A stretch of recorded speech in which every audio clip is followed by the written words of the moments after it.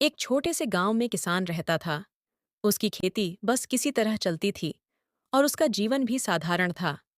एक दिन उसके खेत में खुदाई करते समय उसे एक पुराना बक्सा मिला।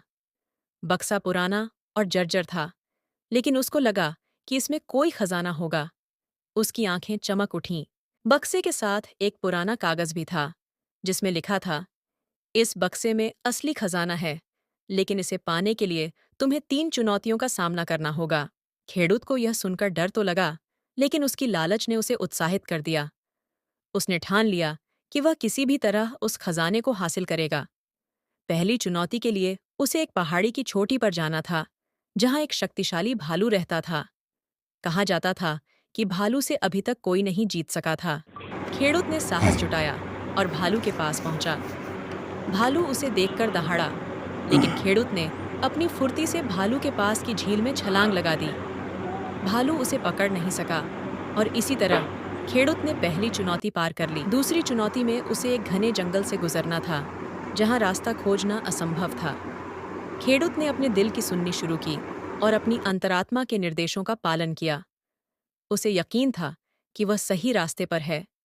कई घंटों की कठिनाई से गुजरने के बाद वह जंगल से बाहर निकल आया। अब तीसरी और आखिरी चुनौती बाकी थी। उसे अपने गांव लौटकर एक गरीब व्यक्ति की मदद करनी थी, वो भी बिना किसी स्वार्थ के। यह चुनौती उसे सबसे अजीब लगी, क्योंकि वह खजाने की लालसा में था। वह गांव लौटा और सोचा कि वह इस चुनौती को छोड़ सकता है, लेकिन फिर उसने देखा कि उसके पड़ोसी के घर में आग लगी है और उसकी पत्नी और बच्चे फंसे हुए हैं। खेडूत बिना कुछ सोचे दौड़ पड़ा और सबको सुरक्षित बाहर निकाल लिया। उसने न तो इनाम की परवाह की और न ही समय की। जब उसने सबको बचा लिया, तो अचानक बक्से का ढक्कन अपने आप खुल गया।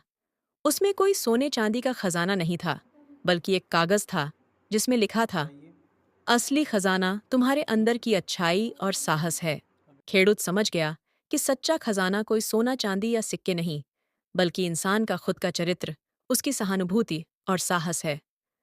उसने उसी दिन से लालच छोड़कर दूसरों की मदद करना अपना जीवन का लक्ष्य बना लिया। प्रेरणा। यह कहानी हमें सिखाती है कि सच्चा खजाना हमारे भीतर है। हम जो अच्छाई, सहानुभूति और साहस दुनिया को देते हैं, वही हमारे जीवन की सबसे बड़ी संपत्ति होती है।